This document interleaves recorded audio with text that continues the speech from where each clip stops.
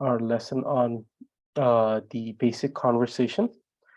And now we're left with only few of the introducing yourself. So once we're done with introduction to yourself, we're going to cover other fields. So today we have just a small portion. Uh, so introducing your family members.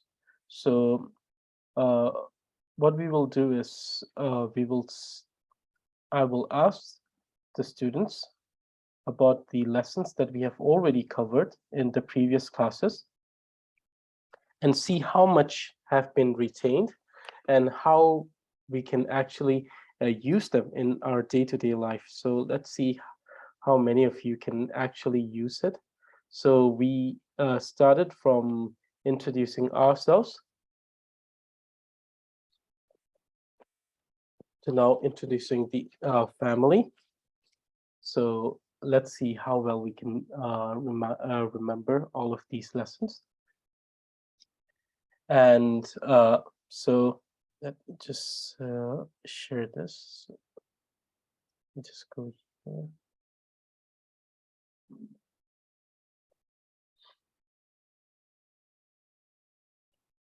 So this is the file. So those of you who are able to see it clearly through the screen recording, please continue with the screen recording.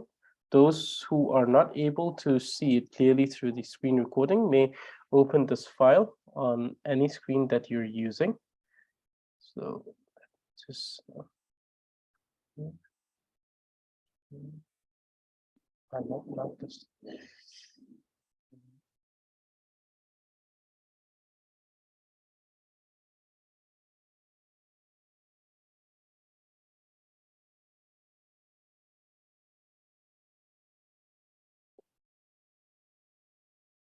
So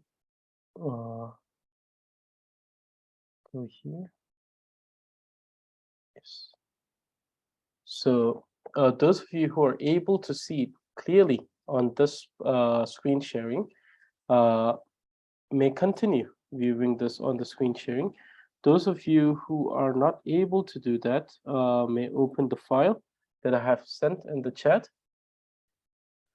Okay, so today we're going to learn how to ask for someone else's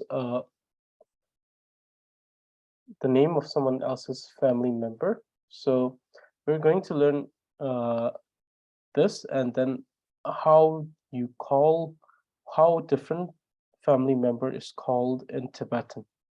So definitely we don't have uh, every one of them because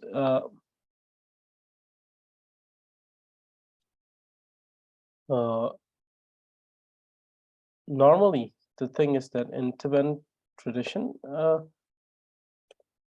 everyone in a village is supposedly a family member. We have people who belongs to the inner circle of the family member, meaning those who are the more closer family members, and then those who are like further relatives. So therefore, but here what I have done is that I have written all of the family, the terms for all of the family members that are commonly used. So therefore, we don't have all of the way to address each and every family member, but we have the ones we normally use. So therefore, okay, so now let's begin with the lesson. So first person, Kansa Tangbo. 这是的嘞，指令啦，这是的嘞，指令啦。So you can pronounce it as tsiring or tsiring. So both of them are correct. You can either say tsiring or tsiring. 这是的嘞，指令啦。So this is greeting someone. So whenever we meet someone, though it be someone that we know or someone that's new, we greet them first before initiating a conversation. So Like we discussed, one of the best greetings that we have in Tibetan is Tashidele. So Tashidele Tsiringla. Kangsanyiba, second person. Tashidele. Tashila. Kirang Kukam Sangam. So this particular phrase, that is Kirang Kukam Sangam, which is how are you doing? Kukam means your physical state of health. Sang means to be good. So Kirang Kukam Sangam, meaning how is your physical state of being? So how are you physically? Are you feeling well? Do you feel good? How is your body health? So that is Kirang Kukam Sangam. And you see that there is this particular particle here, ngam, which converts the entire phrase into a question. So Kirang Kukam Sang ngam. So the usage of that particular particle, what it does is that it changes the entire statement into a question. So normally you have heard this, normally when you study the Tibetan colloquial system, you have heard the inquiry, that is, Kiran Debo Himpe. Kiran Debo Himpe. Right? So Kiran Debo Himpe. So this is the addition of the final addition of another particle, which changes it into a, it's more like, it's not a question to say when you use pe. It's more like an incomplete sentence, which encourages you to complete it by giving it a answer. So it's more like an incomplete sentence, which urges you to complete it by giving an answer, rather than being an actual question particle. Whereas here, it is not in that manner. It is rather that the particle itself makes it into a question. This ngam, it's a question particle. It can be used for other different cases, but in this particular setting, it becomes a question because it comes at the very end of the statement. So, Kerang Kukam Sangam. This is a question. So it's same as saying Kerang Debo Yimpe. So this is something that you must have heard. If those of you who have already learned Tibetan prior to this class, you have heard this statement, Kenan Debo Yimpe. And Kenan Debo Yimpe is a statement that asks someone if they are fine or if they are doing well, or if how are they doing. And the answer is, normally the answer is Nga Debo Yin. So we answered this question also similarly. So the question is, Kenan Kukam Sangam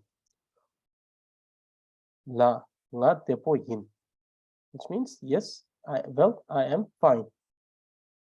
So here well is more of a honorific.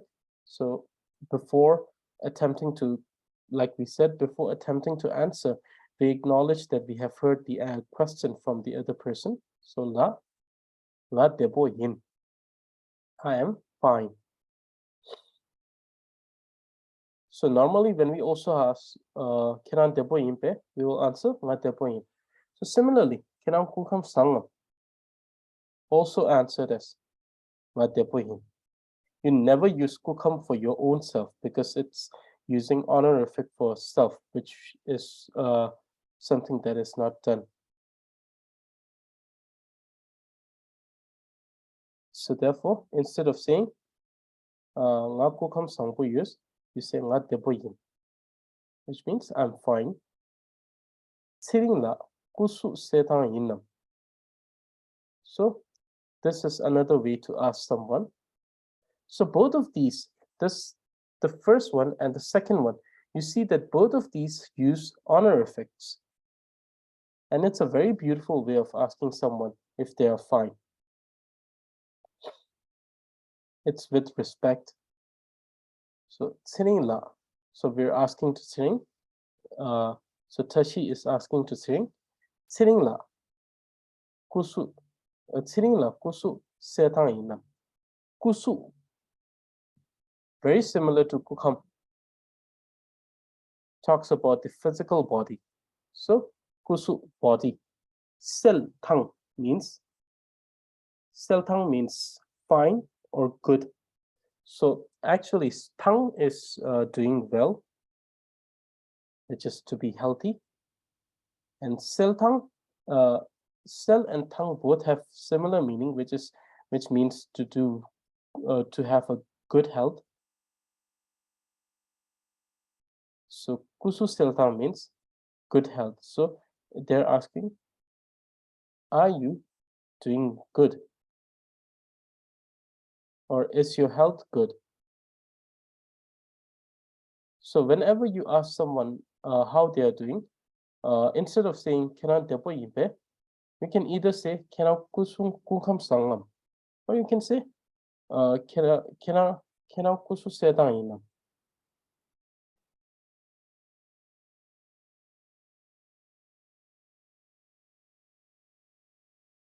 So these are two other ways to ask them how they are doing. So, Tsiringla, how are you doing, Tsiringla? So this is what they're asking. So now, the person that's answering it says, "La nga de tao chuing." So this is another way to answer the questions or inquiry which is related to how are you doing. You can either say "Nga de po yin," which means I'm fine, or you can say "Nga de tao chuing," which means I'm doing great. Meaning I'm not only just doing fine, I'm doing great. So you can say "Nga de tao chuing." So la nga de tao chuing. So la acknowledging the question and then answering it as I'm doing great. So now whenever someone asks you, like whenever you want to ask someone, so let's say someone asks you, "Oh, can I debo impe?" Then you can say "La nga debo yin" or "La nga de tao chuing." And then if you want to make it like a little more, even a little more polite than this, you can just add "katinche" or "tucheche" at the end, which is saying thank you. Thank you for your concern for my health, or thank you for taking the time to ask about my health. So it's a gesture of gratitude. So thanking someone, saying, "Oh, thank you very much for asking. I'm doing very well." So that's taking it one more level up to make it even more polite. So just add "tucheche" at the end or "katinche." Lasso.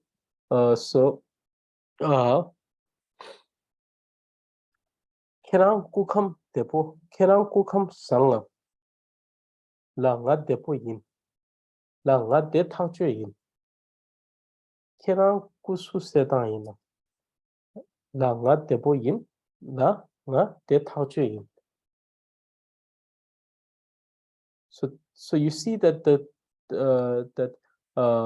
both of these have the same answer. The answers are quite the same, but they have little variation. Then kenang kukam sangam. La nga depo yin. Katin che. Kenang kukam. Kenang kusu sedang yin. So you see that we can also ask them how they are feeling. Well, I'm doing great. Thank you very much. Okay.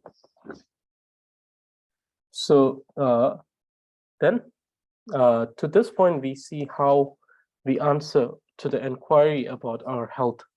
when someone makes an inquiry about our health, saying how we are doing.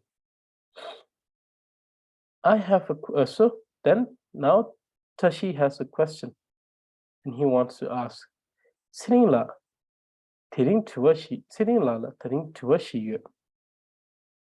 Srinla, tering tuashi yu. Srinla, tering tuashi yu. I have a question for you today, Srinla." So we're asking Srinla. So this is actually a way to. It's not only a way to. This may seem as if we're not asking the other person if we could ask them a question, but this is actually a way that is normally how it is done. It's in the Tibetan language. Sometimes we don't ask if we could ask them a question. What we simply do is we say, "Oh, I have a question," which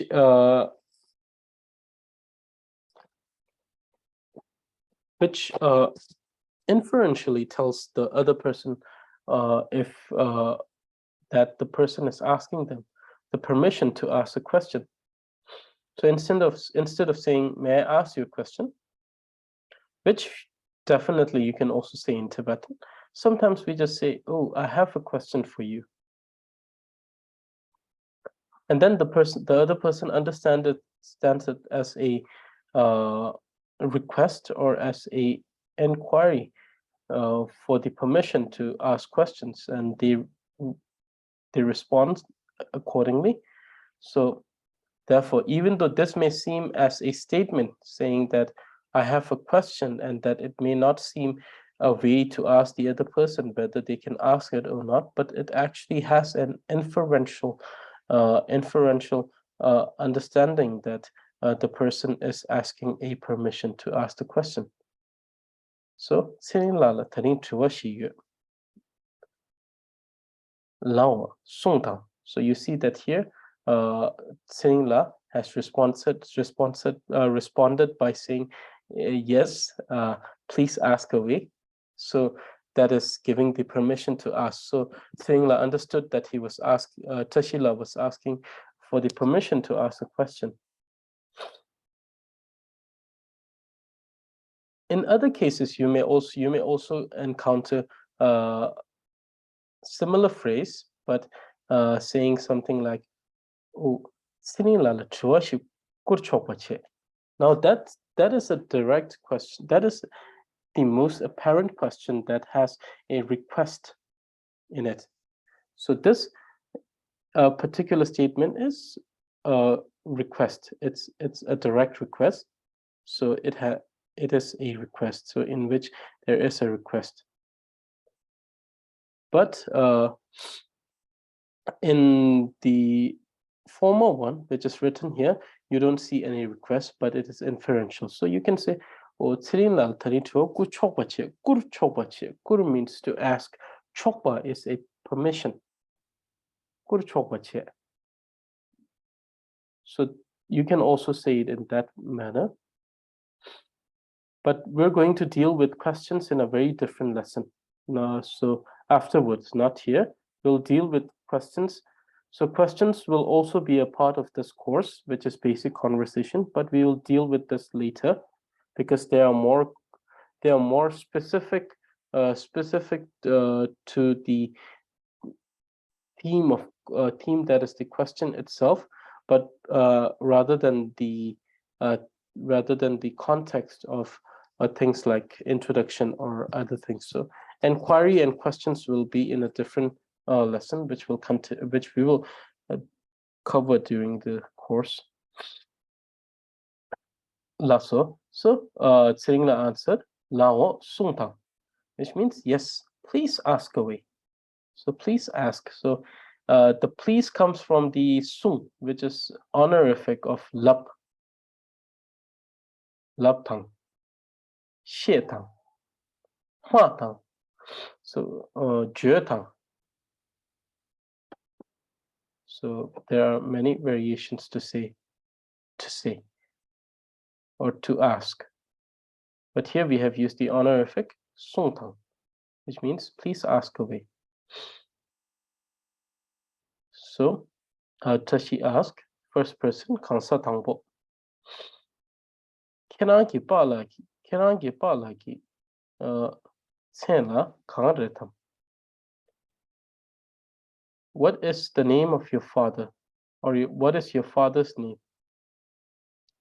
Kerangi palaki mingla kangaretam. So here, this particular sentence has nothing wrong grammatically. Nothing wrong, but still, when it comes to making a sentence sound good, we see that there are too many, just too many. We have too many particles here. And that's a problem that you will encounter, that you will understand later on, that too many particles, though grammatically correct as they are, ruins a sentence when we read them. So too many particles in here. But this is not a wrong sentence. When you want to talk in the context of, when you want to talk in the context of, when you want to talk about it in the context of grammar, there's nothing wrong in the sentence. But there are just too many connected particles. But so what is the name of your father, or what's your father's name? La. So Tsing La answers La. Nye pala ki ming la tundrup sirki yu. So this can be done in few ways. He could have said Nye pala ki ming la tundrup re. Or he could directly say Nye pala ki ming la tundrup sir. Or sirki yu. So all of these are correct. You can either take this to away and just end it here, or you can just erase all of this and just write re, or you can use it like this. So all of these three variations are correct. La nye pa la ki ming la tuntu sirki yu. La. So whenever you say la, you just pause for 1 or 2 seconds, and then you continue saying nye pa la ki ming la tuntu sirki yu. My father's name is Tuntu. Kansa tangpo, first person. Lasso. Nye pa la ki targe gyune mi mangbu ngoshe ser songwe in. So now Tashila is telling why he asked this particular question. He said, Nye pa la ki targe gyune mi mangbu ngoshe ser songwe in. It's because I asked because my father told me he knows many people from Targegun. So he thought that he might know Siringla's father. So therefore, Tashila asked this particular question at this very moment. So the reason why Tashila asked was because his father told him that he knows many people from the hometown of Siringla, which is Targegun. Then Siringla answers Lasso, which is okay. So now you see that this is how you ask for someone's. So normally there are other ways you can begin, but just by asking if whether the person lives alone or with family and how many family members they have. But all of these comes later in the conversation when you have known the person for a while. So you can ask for their family, the name of their family members, like their parents. So it's quite the same. The structure is same, like we have like we learned before when we had to say my name is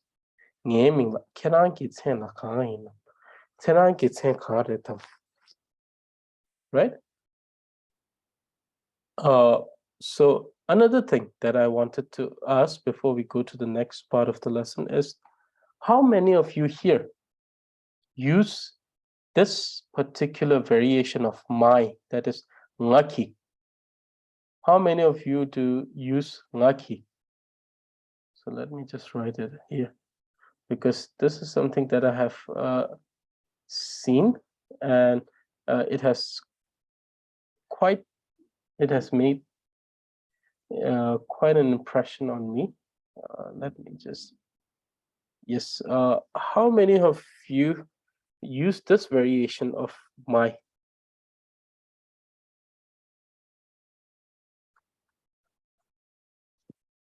Okay. So anyone else that used this variation of my? Ngaki. There's one person. So only one person. Okay. So maybe I did not understand correct. That's so. So so there's one person who used this, and the thing is that ngaki is not correct, right? It's not correct. It's not correct because nga is uh, a single consonant. It's a single consonant word. What do I mean by that? Is that nga doesn't have any suffix. What is a suffix? Suffix is a consonant that follows another consonant in a name. Let us go back to the previous one. Where is it? Continue this. So as you can see in this particular example, this consonant is followed by this particular consonant. And these type of consonant that follows another consonant are known as suffix. Now the thing is that nga doesn't have any consonant. It is by itself. So any word that is by itself will only be followed by two particles. It's either this or this. So therefore, it's either nge or ngai. And I wanted to point this out because recently I have encountered people claiming this ngaki to be mai in Tibetan, and I was quite shocked because this true in colloquial system they use this. I'm not denying the fact that they use this particular way of saying I, ngaki, in colloquial system. And it is in that manner in the colloquial system, but the thing is that this is grammatically very wrong. Now, you may ask me, if this is grammatically wrong, why does it still persist to exist? And the thing is that it still persists to exist because many are using this, so therefore it still persists to exist. So therefore, if you are using this, understand that this is not correct. So you should either use nge or you should use ngai. And if you do that, it is grammatically correct. And yes, it is grammatically correct. Ngaki is correct in the colloquial system because it is protected by certain regional dialect. So in that context, the thing is that it is still persisting to this very day, but it's always better to be grammatically correct so that it becomes nge. So therefore, please never use ngaki, always use nge, nge or ngai. Say nge kangba or ngai kangba or ngai kangba, which will be the correct way to say it. Therefore, so I wanted to clarify this because it's very good to clarify things in the beginning of learning something, you know. so that if I clarify it now, then later on it doesn't become a very big problem. So therefore, I wanted to clarify this. And there will be the thing is that those who have studied the colloquial system till this point, as we move on with the conversation class, there will be many things like this where I will have to point it out and say that, oh, you might have learned this, but this is not correct, and we have to use it in this way. And the whole reason is so that you will be able to adapt to the written language and the more colloquial system. Sorry, more written language and more grammatically correct system. That is the point. I'm very sorry. So therefore, that is the reason why. Lasso. So this is how you introduce, ask for someone's family, like a family member's name or something. So here I have written some of the more common and more common family members in Tibetan. There are more, but these are the more common ones. So a father, so when we say father, we either call them, so we're going to use it as pala. So father is pala. Sometimes there is a small ha here, so don't have it confused. It's the same. So pala, which is father. Amala, amala, amala, which is mother. Mepo, mepo, mepo, or pola, pola, pola, or sometimes you must have heard as pola, pola, pola, means grandfather. This one might have been new to some of you, mepo, which means which actually not just means grandfather, it means more like the ancestor, you know. Mepo is more like the ancestor than just a grandfather. So mepo, momo, momo, momo, mola, mola, mola, momola, momola, momola, which is grandmother. So it's the grandmother.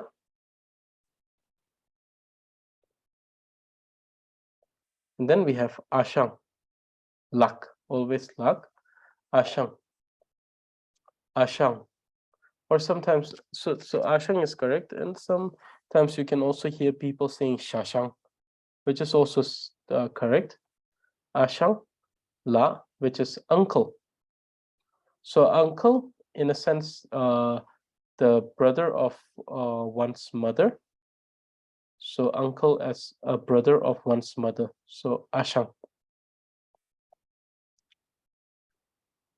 Somola, somola, somola, somola, which is aunt as mother's sister.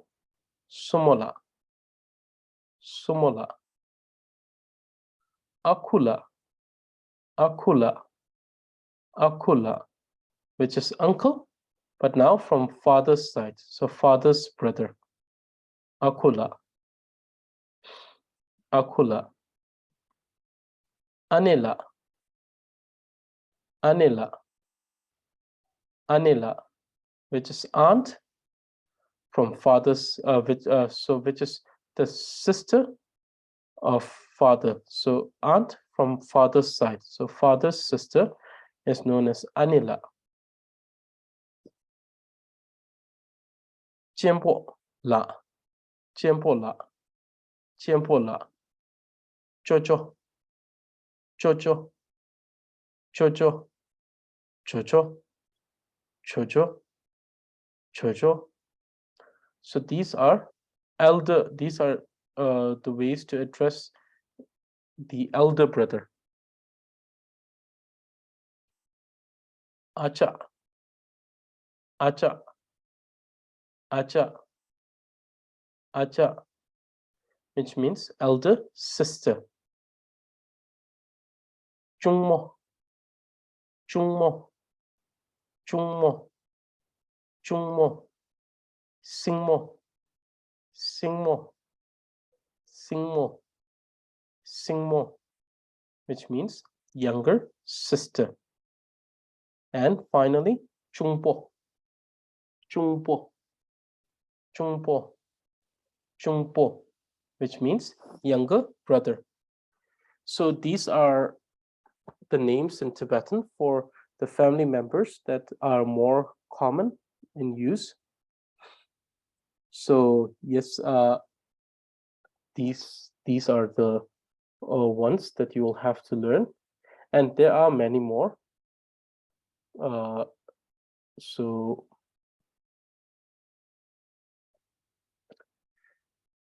yes, we will introduce some of the other ones later.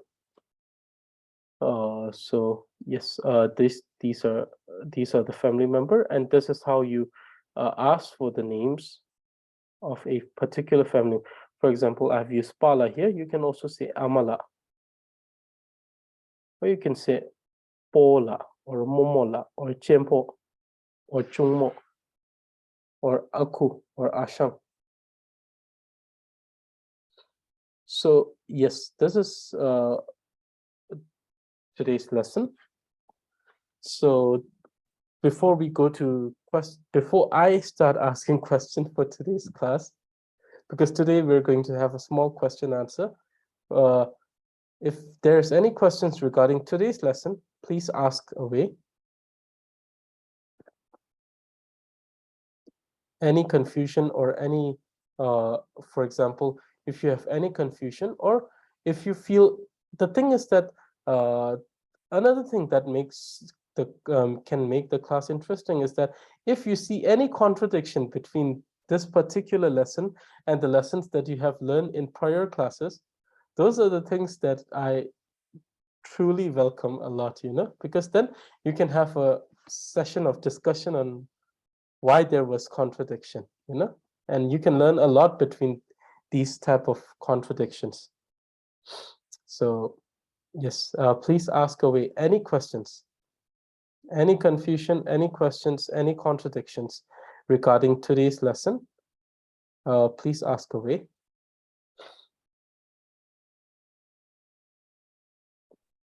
Genla, Yes. I have a question. Yes, please. There was a moment when at the end of the phrase, there was a year, but it was about a third person. I think it was about the father. Okay. My father's name is, and there was a year at the end. A Serki. Yes. Yes. I wanted to ask why. So I thought year was only for me. So Nepalagi Tsela, Nepalagi Mingla Tundru Serki, right? Okay, so you wanted to ask why there is you, because the name belongs to the father, isn't it? And the father should be the third person. So you wanted to ask me, why is there you? Why isn't it re, right? So yes, right. Here the thing is that Serki year is a phrase of its own. So here the year doesn't have a lot of leverage on the actual nature of the phrase. It is just an accompanying word with ser at this very moment. So the more power goes to the ser than year. But definitely, normally year belongs to the first person, which is I. So normally it should be used only for the I, or things that belongs to the I, isn't it? But here we have used it with the name of a father. Father's name, which belongs to the father. So therefore, year should not be used here. But here it becomes a special case. So normally I don't like special cases because it contradicts a lot of the things that we have already discussed. But here it's a special case in a sense that yö is just a part of this very phrase that is serki yö. So here we are using the phrase serki yö. So therefore yö came with this.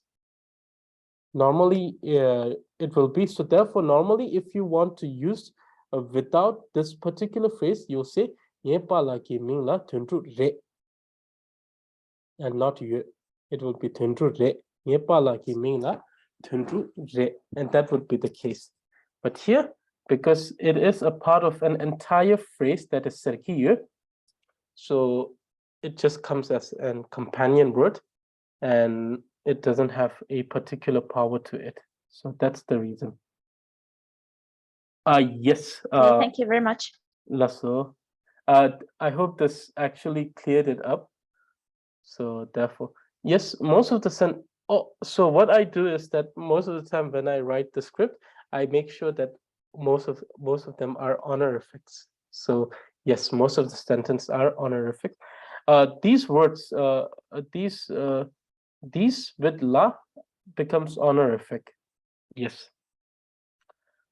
So, and most of these, probably most of these are honorifics, which is something that I'm trying to push in use now. I'm trying to make it, we call it a trend. So I'm trying to make honorifics a trend these days. Lasso hintai.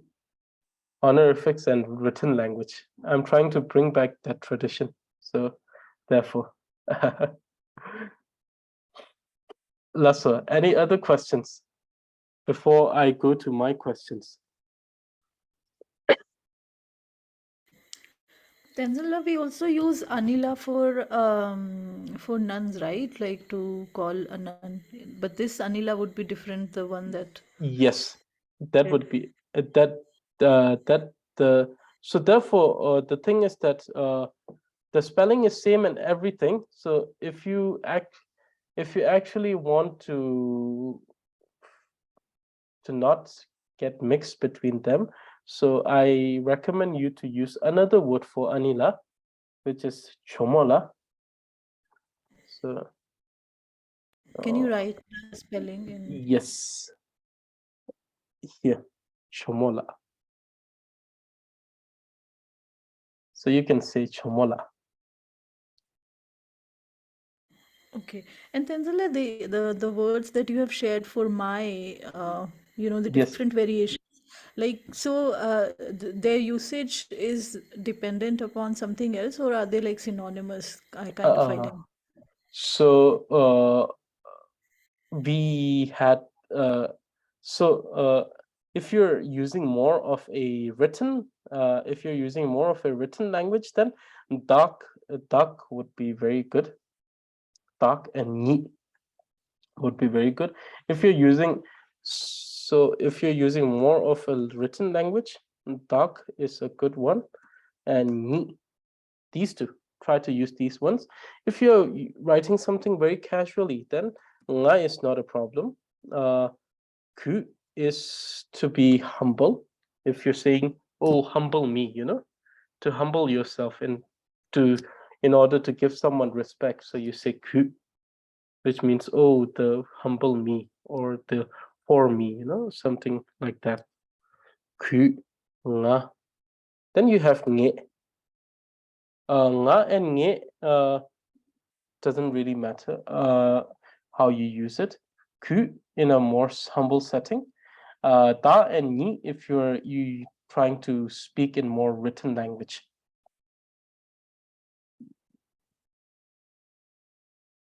Okay. And what about the ngai and nga yi? Like ngai So and yeah. yes, this and this, right? Nge, ngai. Yes. So Yes. nge and ngai is actually my, so it refers to as my. So you can use both of this. The difference is you can see how I've written it. When I've written nge, you don't see that there is you don't see a dot between nga and hakyukuyi. Whereas when I say ngai, you see that there is a dot between nga and yakyukuyi. So the only difference is the existence of the dot. If you don't want to write the dot after nga, then directly write nga hakyuku nge. If you want to write the dot, then you just write nga yakyuku yi. And this will this difference may not seem significant in a normal writing, but when you are writing poetry in Tibetan, this will make a very significant difference. How? Because in poetry, in Tibetan poetry, what we do is that we have this rule which tells us that each line of a particular verse should have same number of syllable. So if we write nge, it becomes just one syllable, whereas ngai becomes two syllable. So in that way, you see that it actually changes a lot. And it also changes how the particular line sounds. In poetry, it's very important to see how something sounds. That's the very definition of poetry. It is the definition of poetry in Tibetan is something that is good, that is beautiful to hear, and mesmerizing to mind, which is called the poetry. So, also, Tenzila, one more small Hmm? question. Yes, sir. Sometimes we use lasso, sometimes you have written la ho, and I've also seen lesso, Hmm? lesso. Hmm? What's the difference between all these different variations? So lasso and laho are same, no difference there. So lasso and laho are the same. There's no difference there. The difference is only lexo. Lexo means excellent or perfect. Normally, when we hear someone saying like, "Oh, I have done what you have said, and this has happened, and that has happened," and you say, "Oh, wonderful, excellent," or you say, "Oh, perfect. This is what I expected." So, lexo means something like well done or perfect. You know, it's a gesture of saying perfect or well done. Okay, lesso. Lasso. Okay. So does anyone else have questions? If not, then let me ask you one or two questions related to the lessons we have already done.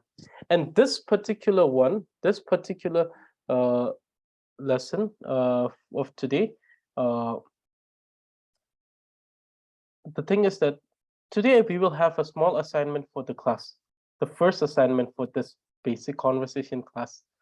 And those of so therefore I would like to say that there will be a assignment for you to revise for the lessons till this point, and definitely I hope that you'll enjoy the assignments.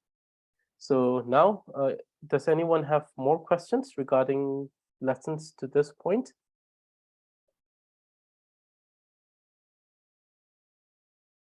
Okay, if no one has questions, then today becomes the day that I will have the opportunity to ask everyone a question. So those who know the knows the answer, let's do it like this. Those who knows the answer, you may just uh, say yes, and then you can answer the question. So the first question is, okay, so what was the interpretation, my personal interpretation, for the phrase tashi delek? What was my personal interpretation of the phrase tashi delek?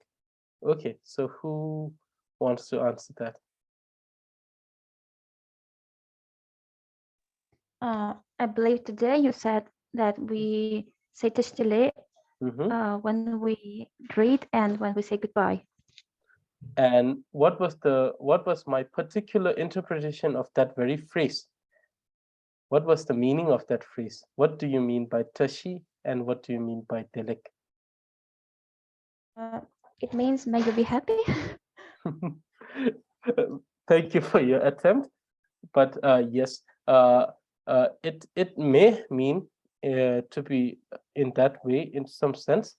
But here, I want you to give me my interpretation, the one that I told everyone during the first class, what it means by my own interpretation. So what interpretation did I give? Was it I wish you happiness and prosperity? Something Happiness, prosperity. That's the first part. And what about Dilek? The first part is I wish you happiness and prosperity. True. What about Dilek?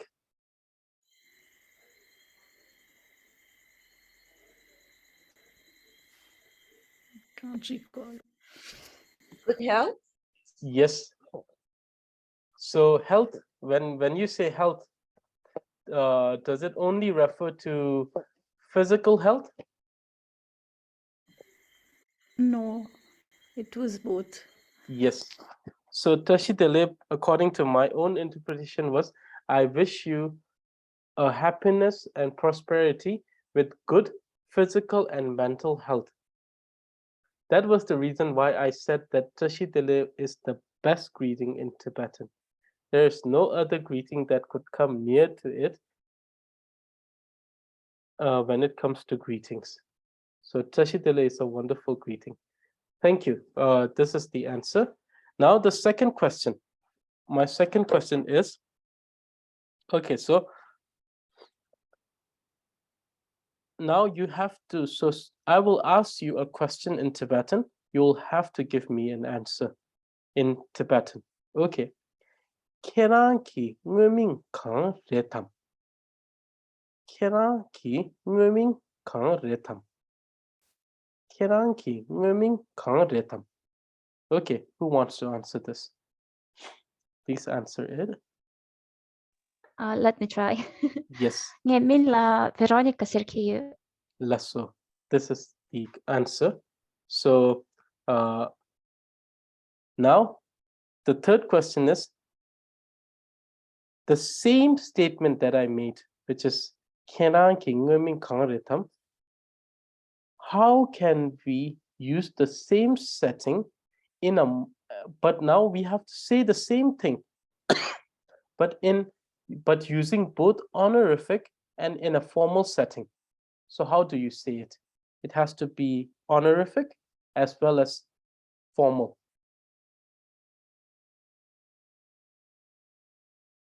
The question is the same. You have to ask for someone's name, but in a formal setting plus with honorific.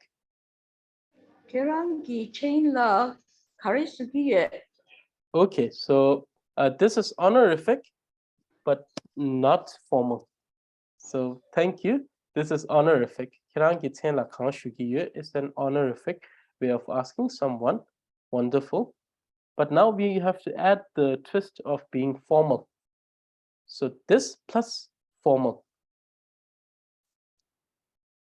So the half part, so the half of the question has already been answered. To make it honorific, you have to use the word ten. But now to make it into a formal setting, in a formal setting where you want to use honorific, how will you ask for someone's name?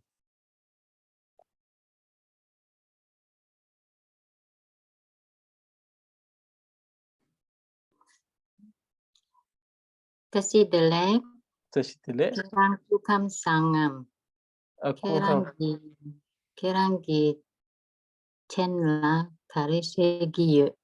Lasso. So Katinche, this is still just honorific. It's the same that was given, the answer which was given before this.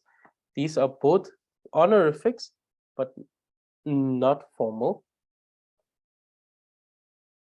So the way you ask others in a formal setting with honorific is wonderful.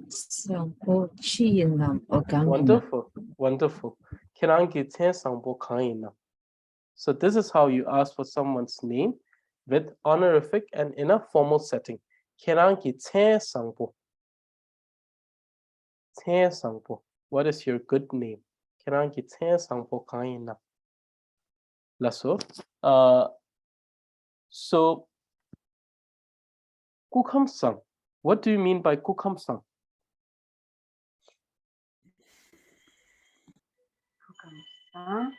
Is Yes. good health.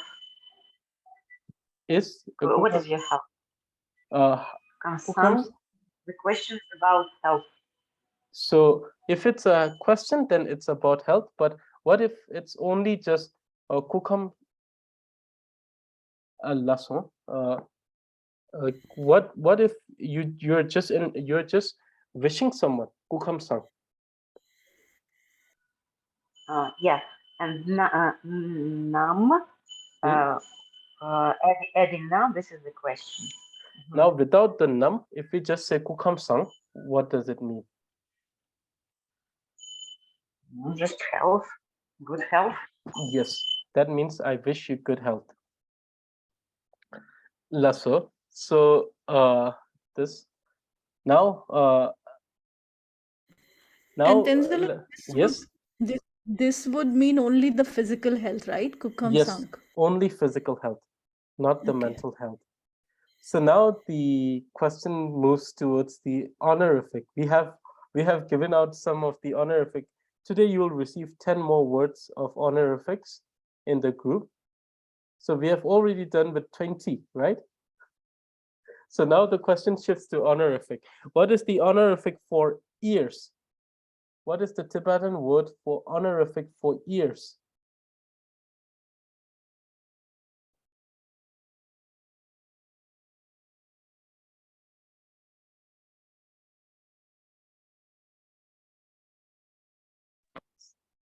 Yin. Can you please repeat? Sanyatanya Nanyin. Sorry, Sanyatanya Nanyin. Yes, it's Nyen. So this is the honorific for ear. Okay, now what is the honorific for teeth? What is the honorific for the word teeth? So, what is the honorific of the word so, which means teeth? It is some. Wonderful. It is sem. Now, what is the honorific for the word I, Chen? Sorry, now I have given the answer here. It's Chen. Okay, what is the honorific for the word forehead? Peko. What is the honorific of the word forehead? Peko.